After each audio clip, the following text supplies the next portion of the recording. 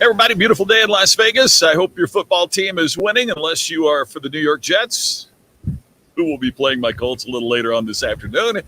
Hope everybody is doing great. Just a quick check-in on a Sunday with Daily Distinction. Want to remind you that if you're watching on replay, thank you very much for doing that. If you are not, please share this out. Would appreciate that greatly, and really, really glad that you are checking in today. As you know, if you're a frequent viewer of Daily Distinction, on the weekends we just do a quick check-in as opposed to what we normally do during the week. But I got a couple things to remind you about. If you are here, hey, Brian, great to see you. I haven't looked at the scoreboard lately on the NFL games other than the Raiders and the Patriots. I've been watching that. So I don't know how your team is doing there, Brian, but I hope you're doing great. Yes, Scott, go Colts today. Man, this is exactly the kind of game that the Colts lose. You got a team coming in that's not that good, and they're injured, and it today seems like a trap game to me. Scary. Hey, Carrie Lynn, how are you? I love seeing you on the Ken and Glenn Show. Thanks for joining me here today. Appreciate it. Thank you very much. Ernest, great to see you as always. And Charles Semi-Smoky, Silicon Valley. Good to see you. Hey, we're going to do just a quick check-in today. Thank you so much for being here. I want to remind you about the Distinction Summit. You can enroll now. It's October 16th to 18th. Just go to distinctionsummit.com. You get $100 off your registration when you use the code DISTINCT2020. We have revealed 2 of the special guests for our summit. We got a bunch more announcements coming this coming week of other folks going to be joining us. I'm really excited about.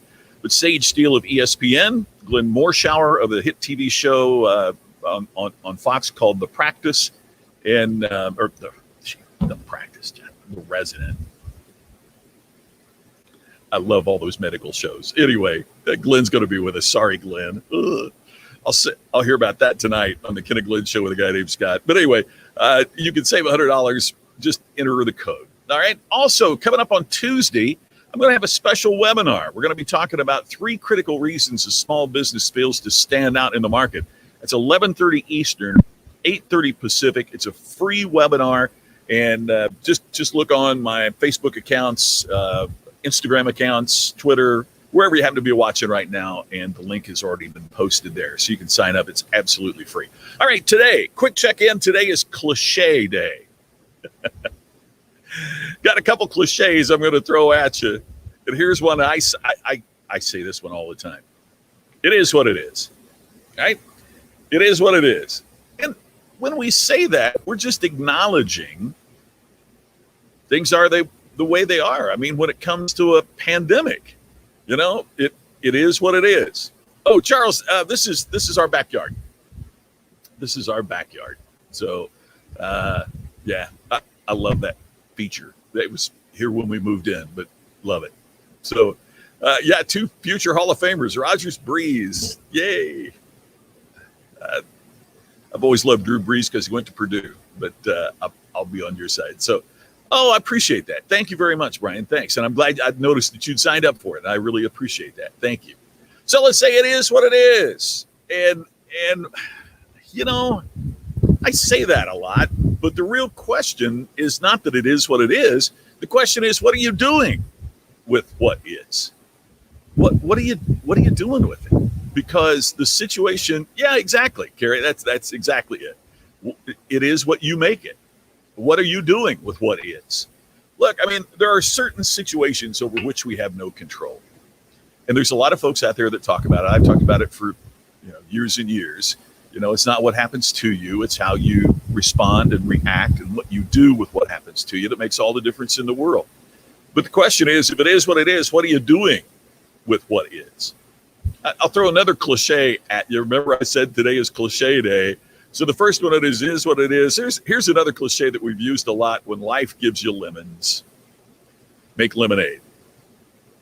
And that's exactly what's going on here in Las Vegas today. I thought I'd bring that up because today NASCAR is running here in Vegas with no fans.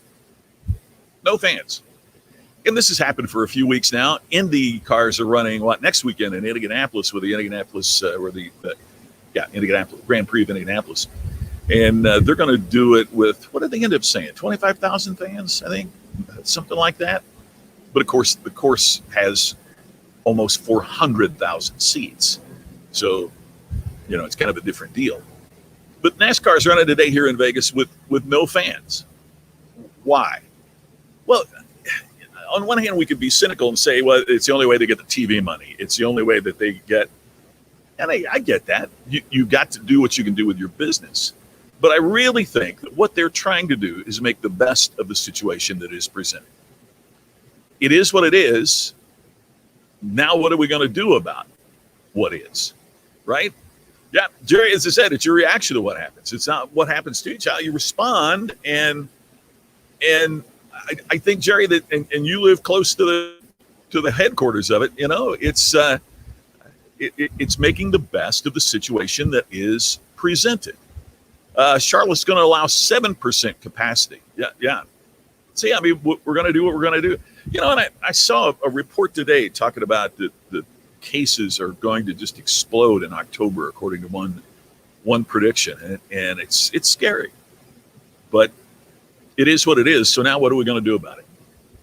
What are we going to make happen when life gives you lemons? Now, here's a true entrepreneur. When life gives you lemons, not only do you make lemonade, you open up a lemonade stand and sell it.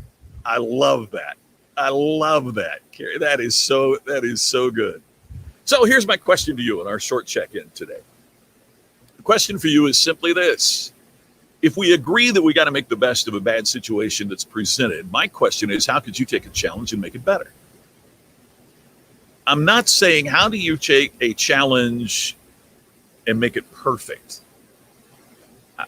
That shouldn't be our question. It should be how our first question should be, how do we take a challenge and make it better? What can we do? I want to suggest the first thing that we have to do is make certain that we identify the problem and not the symptom.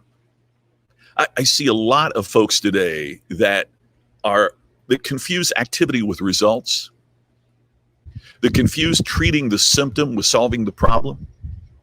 Look, if, for example, let's talk about a business situation. If, for example, your customers aren't coming back, I know a lot of businesses that will blame it on the economy. Yet in that very same economy, some businesses are not only surviving, but thriving.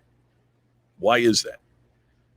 Maybe the business that is having difficulty is treating the symptom, not treating the problem.